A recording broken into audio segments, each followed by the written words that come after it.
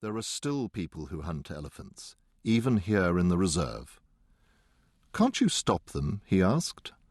Akimbo's father shook his head. "It's very difficult. The reserve stretches for almost 100 miles. We can't keep an eye on all of it all the time." Akimbo was silent. The thought of the elephants being hunted for their tusks made him seethe with anger. He wondered whether there would come a day when all the elephants in Africa were destroyed. Then all that we would have to remember them by would be photographs, and, of course, the ivory from their tusks. The reserves would be empty then, and the sight of the elephants crossing the plains would be nothing but a memory. "I don't want that to happen," Akimbo said to himself. "I want the elephants to stay."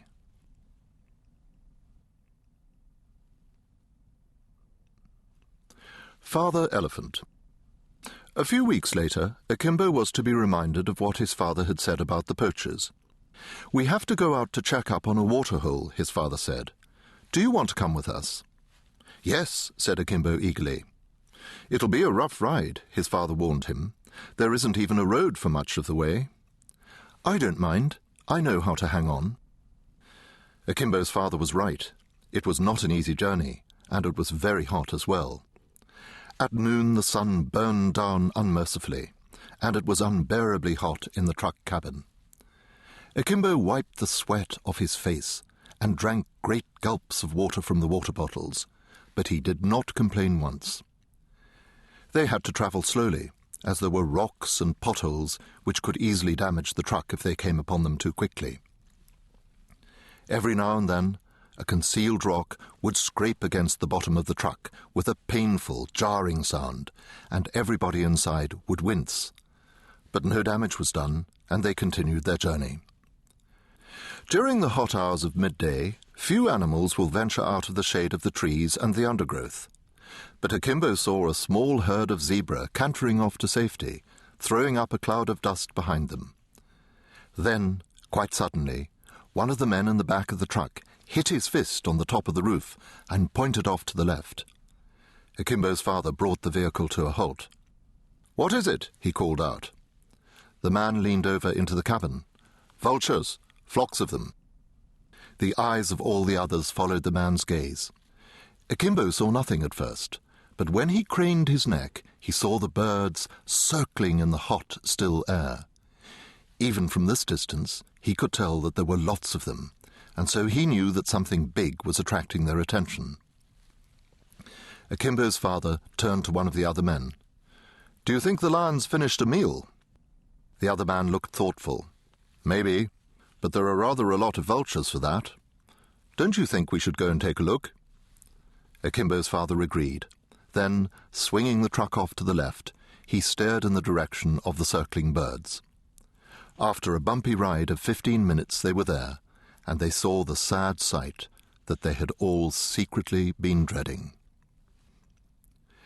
The elephant lay on its side, where it had fallen. As the truck approached, 4 or 5 vultures flapped up into the air, angry at the disturbance of their feeding. Akimbo's father looked furious as he drew the truck to a halt. Without speaking, he opened his door and strode off to stand beside the fallen elephant. Akimbo stayed where he was. He could not bear to look at the great creature. He knew that the elephant had been destroyed so that its tusks could be stolen. Akimbo looked away. There was a group of trees nearby, and as Akimbo looked towards it, he noticed movement. Then, a little way away, the vegetation moved. Akimbo strained his eyes to try to see more. He was sure an animal was there, but it was difficult to see through the thick covering of leaves and branches. He hoped it was not a buffalo, which could be dangerous. There was another movement, and this time Akimbo was looking in the right place. Quickly opening the door of the truck cabin, Akimbo leapt out and ran to where his father and the other men were standing. "Look!" he cried out. "Look over there!" The men spun round. As they did so, the baby elephant broke cover. It took a few steps and then stopped, as if uncertain what to do. It raised its trunk and sniffed at the air. Then it dropped its trunk and stood quite still. Akimbo noticed that it had a torn right ear. "It's her calf," said his father. "It's very young." They stared at the calf for a few moments. The tiny elephant was obviously confused. It saw its mother lying motionless on the ground, and it wanted to join her. At the same time, its instinct told it to keep away from the intruding men. "Can we look after it?" Akimbo asked. Akimbo's father shook his head. "No, the herd will pick it up. If we leave it here, another cow elephant will come for it." "But it's so small. Can't we take it back to the compound and look after it?" "It will be all right," said Akimbo's father. "It's best not to interfere." They began to walk back to the truck. At a distance, the little elephant watched them go, withdrawing slightly as they moved. When the engine started, Akimbo saw it run back to the shelter of the trees. "Goodbye," Akimbo muttered under his breath. "Good luck." The truck turned away. Akimbo took one last glance back and saw that the vultures, which had been circling high in the sky, had now dropped lower. Stolen ivory. Over the next few days, Akimbo found himself thinking more and more about the baby elephant. He wondered whether it had been picked up by another member of the herd, or whether it had been left to die. Had the poachers destroyed 2 elephants in their cruel and greedy hunt for ivory? He knew that his father and the other game rangers were doing their best to stop the hunters, but they seemed unable to deal with them. "If I were in charge," he said to himself, "I'd catch them and teach them a lesson. If nobody else will, then I'm going to stop them." He thought about this. There was no reason why the poachers should get away with it.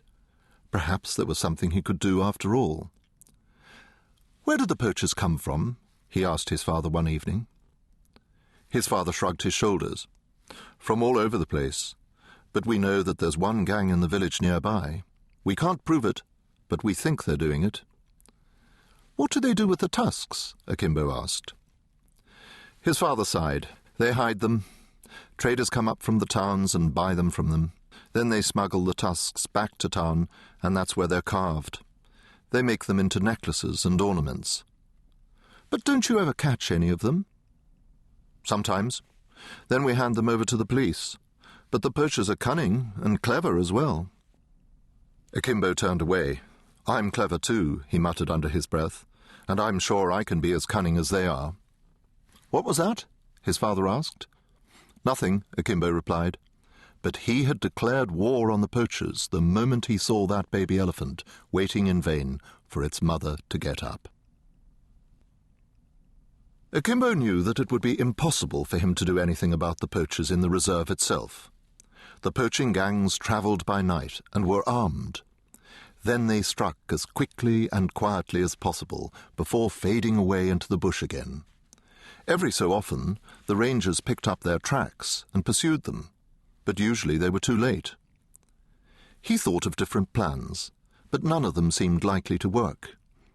If there was no point in waiting for the poachers, why not go to the village and find them? That was the way to get the proof he needed to stop them. At the edge of the rangers' camp was a storeroom. Akimbo had been inside only once or twice, as it was always kept locked, and his father rarely went there. In it were the things the rangers confiscated from poachers when they managed to find them. It was a grim collection. There were cruel barbed wire traps designed to tighten like a noose around an animal's leg when it stepped into the concealed circle of wire. There were rifles, spears, and ammunition belts. But what was saddest of all were the parts of animals which had been caught by the poachers. As well as horns and skins, there were the most sought-after trophies of all, the tusks of elephants.